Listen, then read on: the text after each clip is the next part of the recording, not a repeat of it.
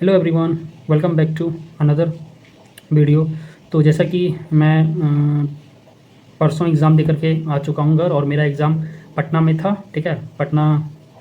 और मैं यहाँ से लगभग शाम को निकला था 15 के शाम को, और 16 अक्टूबर को मेरा फर्स्ट शिफ्ट में एग्ज़ाम था। तो एग्ज़ाम वगैरह दे करके मैं आ चुका हूँ, और आज ये जो वीडियो है मेरा स्पेशली एमटीएस का जो एग्ज़ाम हुआ है उस पर उसका एनालिसिस के बारे में कि कौन से सब्जेक्ट के किस पोर्शन से कितने क्वेश्चंस वगैरह पूछे गए हैं, उन सब के बारे में आज मैं बताने वाला हूँ कि इंग्लिश का कैसा रहा, मेरा जीके का कैसा रहा। ठीक है, क्योंकि मेनली जो सिलेक्शन होगा ये इसी दो पे होगा, और रीजनिंग और मैथ जो है वो क्वालिफाइंग है। तो बेसिकली 95% लोग क्वालिफाई करते ही हैं। ठीक है, क्वालिफाई करते ही हैं, तो मैं भी क्वालिफाई करूँगा। अच्छा गया था, रीजनिंग का भी अच्छा गया था और मैथ का भी अच्छा गया है। रीजनिंग तो अटैम्प्ट लिए 20 आउट ऑफ 20 अटैम्प्ट लिए, और मैथ्स में लिए 17-18 के आसपास अटैम्प्ट लिया। तो चलिए मेन बात आते हैं इस पर, एमटीएस पे, कि एमटीएस में कैसा क्वेश्चन था नहीं था, और इसमें मैंने कितने अटैम्प्ट लिए नहीं लिए, इन सारे चीज़ों के ऊपर हम लोग बात करते हैं।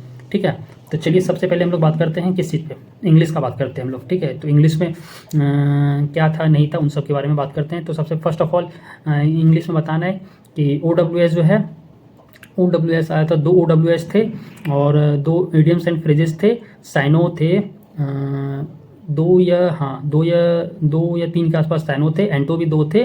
ठीक ना, तो और फिर इरर थे, 4 इरर थे, 4 इरर हो गए। और उसके बाद फिर इम्प्रूवमेंट थे, 2 या 3 शायद इम्प्रूवमेंट थे।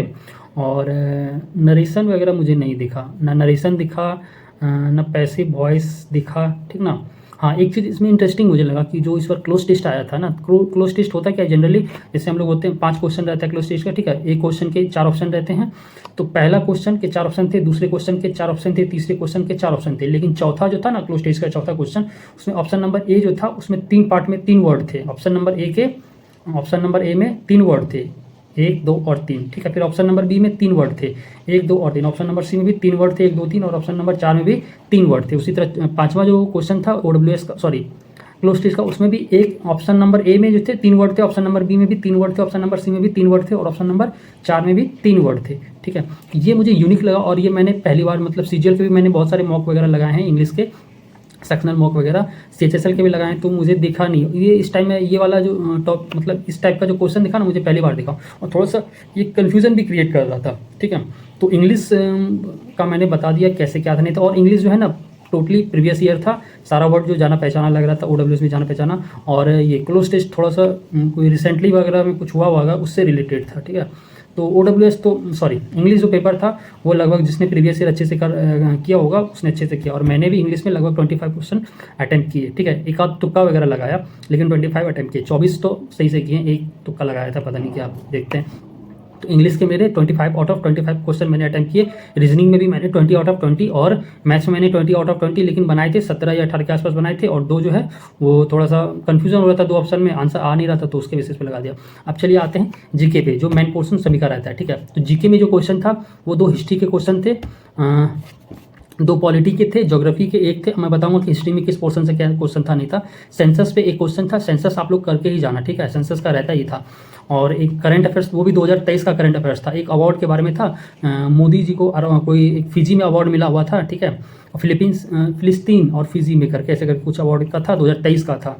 ठीक ना, तो आप 24 का तो कोई पढ़ने से कोई फायदा नहीं है, लेकिन आप 24 पढ़ो, साथ साथ में 23 का भी पूरा, 23 जनवरी से लेकर के दिसंबर, और फिर 24 का जनवरी से लेकर के दिसंबर, सॉरी सितंबर अक्टूबर, 2 साल का, 6 महीने का करंट अफेयर्स गया। 6 महीने से काम नहीं चलने वाला है, साल भर से मिनिमम 2 साल का आपको करंट अफेयर्स करके ही जाना पड़ेगा। ठीक है, और करंट अफेयर्स हो गया। डांस फॉर्म से भी 1 या 2 क्वेश्चन थे। ठीक है, एक ओडिशा से केलुचरण महापात्रा से था। ठीक है, उनका एक था, वो तो था ही, और एक और डांस फॉर्म था कुछ साउथ इंडिया का कुछ था। ठीक है, और एक, हाँ क्या बोलते हैं उसको,